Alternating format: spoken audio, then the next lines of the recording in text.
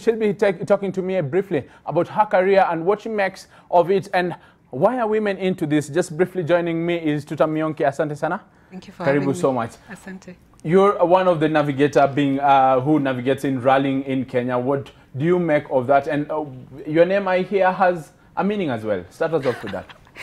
Oh, I don't know if it's true or not, but I'm told that the name Tuta means like a little mafuta kidogo, and then Mionki is the fire that just makes it explosive. All right, and you're carrying something there? Yeah, this is a helmet. This is one of our safety gears. It has an inner lining which is fireproof, but just in case of a crash, you want to know that you're protected. Yes. All right, so just tell us briefly, what is the work of a navigator? Work is, we do several things, but the main thing is to read the pace notes to the driver, basically guide him where to avoid the obstacles, where the obstacles are, so that he can commit and drive as fast as possible. We also keep time. We have time cards where we need to record the time that we've gotten per each competitive stage and ensure that the controllers are putting the right time on the time card. It is a very costly sport looking at it. Just talk to me. You started this off in 2011 and went into it majorly in 2012. Among the women who are in this sport, started off in 2012 with around 15 and now it's down to 5 and even less. Unfortunately, we are trying as what we call Women in Motorsport, a group that we came together in 2016 to try and see how we can get the women back. It's a bit lonely in that field with all the men. So we are trying to see how we can get sponsorship back. The cars are there. The cars are parked in people's garages, but we don't have sponsors, don't have money to continue running. So how did you start this in 2011? Just used to spectate, decided we can tour the country as we see the rally cars with my current driver, Eric, way back in 2007, 2008. And we thought, why can't we do this? So he got a raid car, the 4x4, and called me up and said, are you still interested? So that's how we started. Raid cars are fun because you're using GPS, you're out there in the bush, but they're a bit too slow. We felt they were a bit too slow for us. We're not getting the kind of thrill that we were looking for. So in 2012, I moved to the first VITS to ever rally in the country with Victor Okundi. A very patient man. He taught me a lot. It's a good car. It is a good car. No, it's a very good car. Once you get the rally specs in, you have a very nice competitive fun car. Of course, it won't compete with the Group N cars, but for a two-wheel drive car, it's a very, very good car. All right. You went ahead and won a few levels. 2015, you also named the Navigator of the Year, in 2016 as well. How has that been? 2015, I won the Division 3 co-driver. You start from Division 3 and move up. Then in 2016, we won with Eric Bengi the two-wheel drive category. We decided we need to try a faster car, just basically grow. And 2017, we moved to an N12 Subaru. A year that maybe it was a learning year, so it was a bit disastrous for us. But I guess we can say we learned because in 2018 we won both the Group N and the Division 1 championships. And it was in 2018 that you were named the Motorsport Personality of the Year. How has that been for you? Exciting. The people around me are very excited. Still a month later, almost a month later, receiving calls and messages and have a proud family around me. So it's really been fantastic. There are a lot of people who contribute to motorsports in different ways. It's not just competitors. We have people who work behind the scenes. We have people who are on the fields making sure that once we get there, the track is taped. We have people who've brought in sponsorship, people like Sylvia King. So there's a lot of contribution to motorsport. For me to be named was a real honor. All right. Looking at it, we are done with the Nakuru rally. We're now going to Kajiado at the river. As a navigator, what do you do? Now, how will you plan for the next leg? What is it that you do? First, as a team, we've been trying to ensure that the car is ready. We had a bit of a damage with the engine sump in Nakuru. So as much as we've done very well in the first section, we were not able to compete after the first section. So that is ongoing. You have to be involved because you need to keep knowing where we are. But we also have coming weekend a practice session. We need a lot of sit time between the driver and myself and also the technical crew to ensure that the car is set up properly. Just keeping physically fit, mentally alert, because that's something that you really need when you're in the car. That's what I'm working on. And keeping hydrated, it's been extremely hot. So we don't wait for that weekend to really keep hydrated. It's something that you have to start early. And you're the eye of Bengi, Eric Bengi. A miss for you, you go down. Disastrous for the team. So on the day of rec, we have to do very good notes so that we don't miss anything. We do 2 rounds. On the first round, we write the notes. On the second round, I have to read them back to him so that we correct what we've missed. Sometimes once we go in, maybe the terrain has changed a little bit from the cars that I've gone through.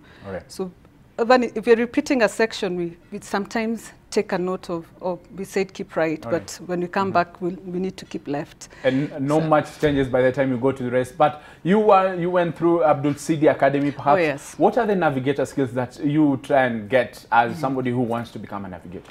You need to, and Abdul has been very instrumental, I believe, in training this current generation of navigators. He was a navigator himself, so the best lessons basically come from him. He's also very good at training the drivers. We have to communicate, we have to speak the same language.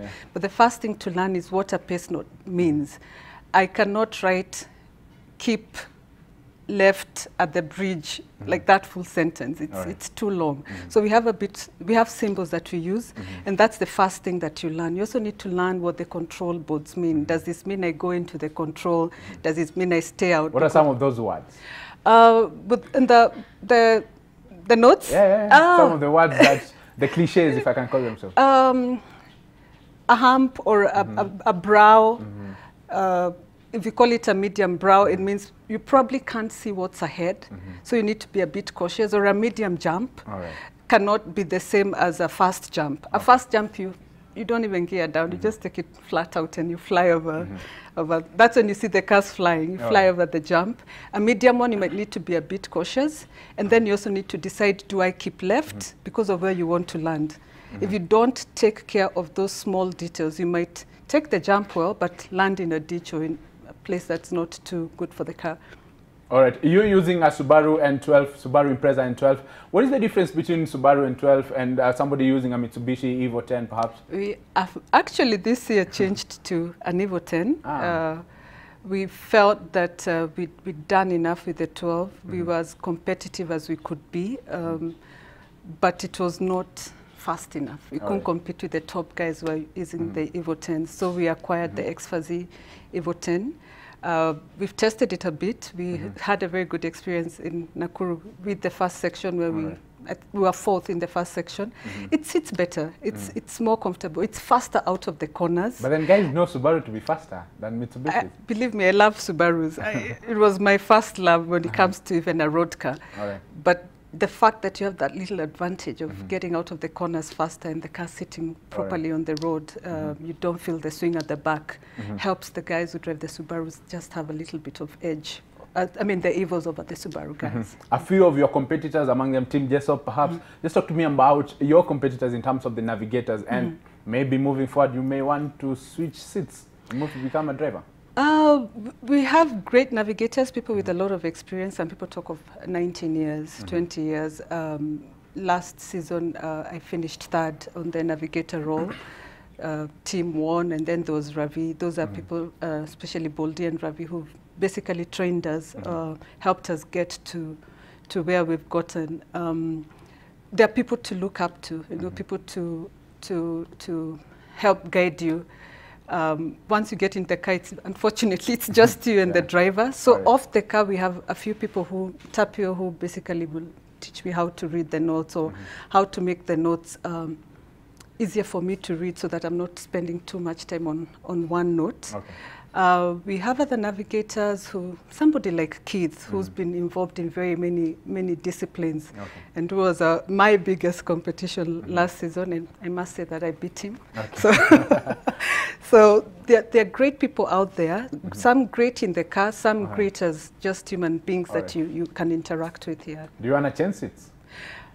I hope to start with autocross. I've been involved in the commission as the chairman. The chairperson? Yes. So I go to events a lot. I think there's a lot of thrill there, a lot of excitement. You don't have a navigator in autocross.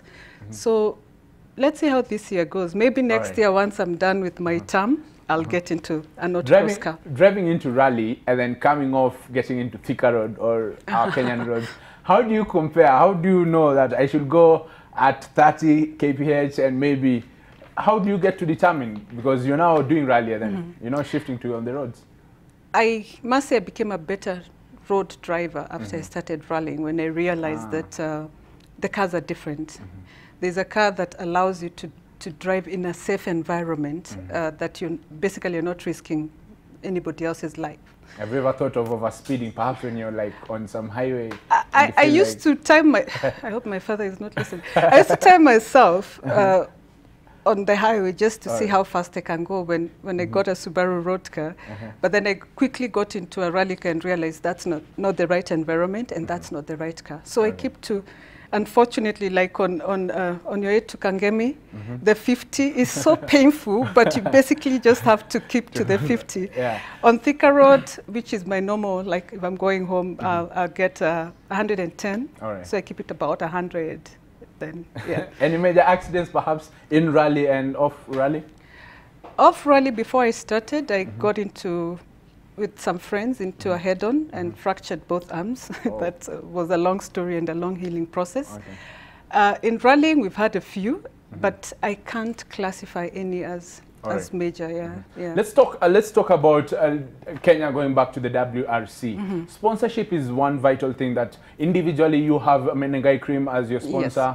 KCB has come back to sponsor the rally in Kenya as well. How does that build up to the WRC? As a competitor, I watched it as a young child, so you can imagine the excitement that's building just at the thought of being a competitor now. KCB, of course, when coming back to the KMSF this year, is something that we're all excited about. We see the cost of competing coming down. Our sponsors, Menengai, have been great with us when we had good times, and when we were not doing very well, they stood by us.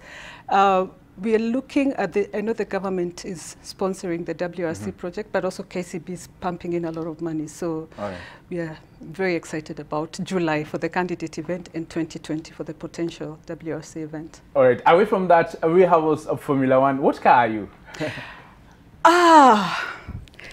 Oh my God, this is a tricky one. I was Ferrari for the longest time, but the Silver Arrows, I cannot help myself. I just love Lewis Hamilton and the Mercedes. It's been exciting the last few years. Who do you tip to win this season? I know people are going with Max, but he's not going to win. So Lewis is getting get it back. He's getting it back. You're also a football fan, Manchester United? Manchester United. What do you make of the recent resurgence? You know, the thing I can say, like for Sean and his Arsenal fans, you know, those guys, we are not like Arsenal. So we've had a downtime, and since Sir Ferguson left, but we're excited about what's going on with American Social. So, a bright future for you, perhaps? For Manchester? You individually as a navigator? Yes, I'm looking forward to hopefully winning the national championship, taking part in the Africa Rally Championship. Those are things I pray to God that I get to do one day. All right, thank you so much. I can only wish you all the best. Thank you. And thank you so much for joining us here. Perhaps we'll call you again during the year in one of these rally events. Anytime, yes.